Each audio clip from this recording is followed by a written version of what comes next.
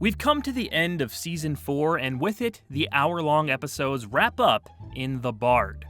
This is a comedy featuring black magic, William Shakespeare, Burt Reynolds as a parody of Marlon Brando, satirical takes on Hollywood politics, and some returning Twilight Zone stars. As I've mentioned in other reviews, Rod Serling's comedies didn't always land. Does this one work as a send-off to the expanded installments? Julius Moomer is a former streetcar conductor and current fledgling screenwriter.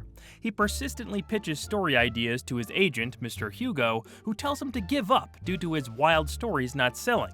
However, to finally get Julius out of his office, Hugo gives him one final shot at writing a script for a series on black magic. Moomer leaves straight from the office to a bookstore, looking for a volume on the subject. Serendipitously, one falls from the shelf, and he takes it back to his apartment. He then conjures up a spell with replacement materials from what's described in the text. Julius utters a few magic words, but nothing seems to happen. Oh, man. What do they think I am, William Shakespeare? After getting over the shock of the playwright's sudden emergence, Moomer decides to use Shakespeare to write his script for him. The teleplay is a hit with the network and their sponsors, who put it into production. Julius becomes a popular writer in Hollywood, but Shakespeare starts to feel like he should be getting credit for his work. This leads to the out-of-time character showing up to the set of the episode he wrote.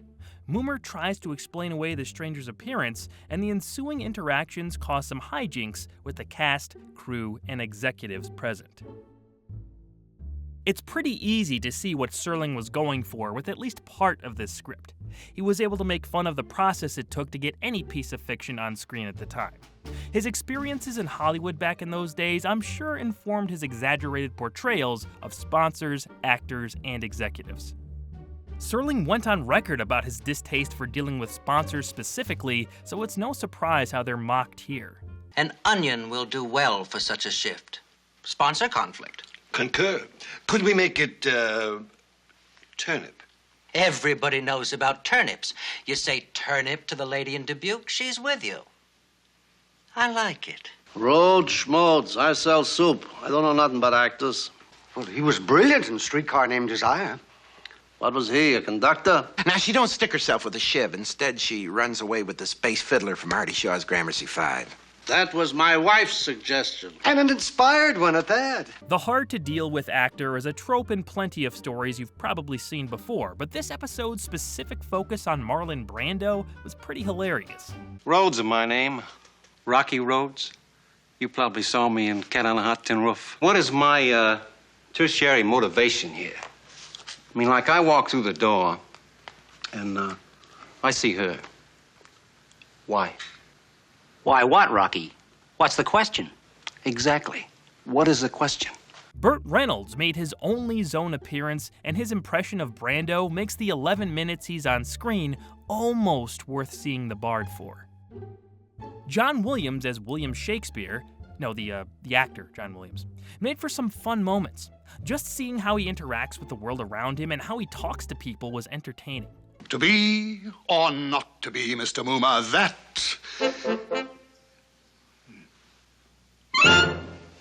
Henry Lasco as Mr. Hugo was pretty decent too. He's playing the straight man in his scenes with Moomer and holds down that side of those exchanges as well as one could. Jack Weston as Moomer himself? Well... Don't you dig? I'm conjuring, baby, I'm conjuring. I mean, Monday I knocked myself. Tuesday I knocked myself. Wednesday I knocked myself.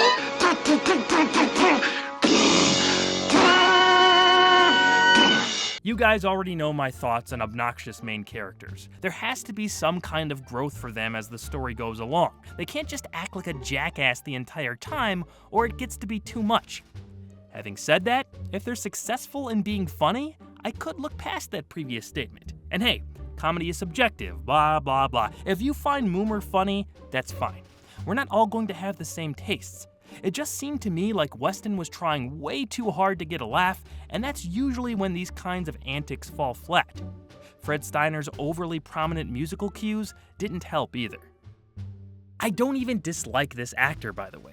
He was a successful entertainer in his day, and I liked him a lot in The Monsters Are Due on Maple Street.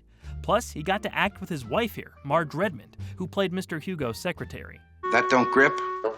Why don't you go downstairs and cross the street against a red light? That was a fun detail to discover. But the material Weston was given wasn't the strongest, and it feels like they just rolled on him in a few scenes to pad the runtime. Scub-a-dub-a-doo, I love you. Put me on the stage. That same sentiment can be applied to the Cora character in the entire bookstore scene. Just time wasters to reach the hour quota. Some of the blame can be placed on one-time TZ director David Butler. He was well known within the industry in previous decades for helming some popular films.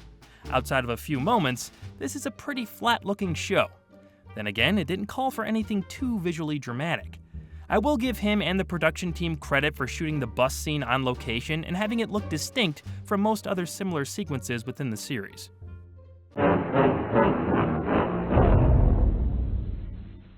Insulted at the changes to his work, Shakespeare argues with pretty much everyone on set and ends up decking Rocky Roads across the room.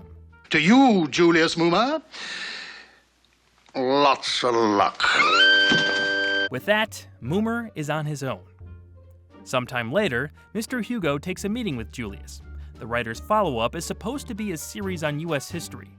Using his book on black magic again, Moomer's conjured up Robert E. Lee, Ulysses S. Grant, George Washington, Abraham Lincoln, Pocahontas, Daniel Boone, Theodore Roosevelt, and Benjamin Franklin.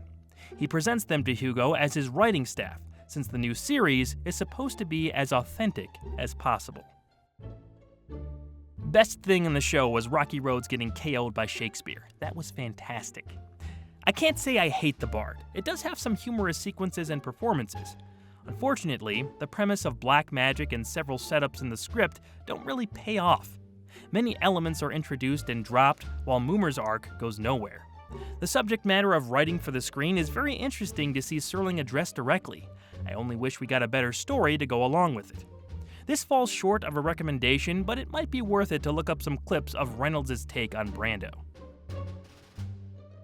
In the spring of 1963, CBS renewed Twilight Zone for a 5th season, which would end up being its last.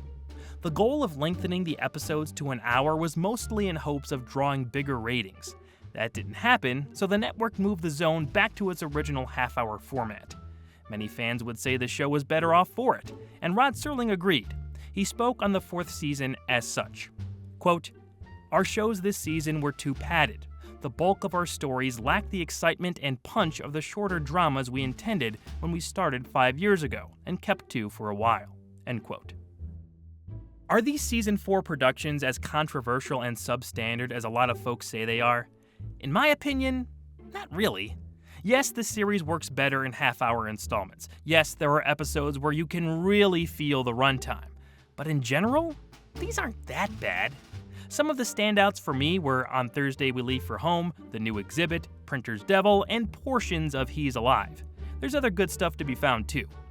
A higher percentage than usual of mixed to bad material did make it to the screen though. How did Season 5 wrap things up? We start our journey to find out next time we visit the Twilight Zone.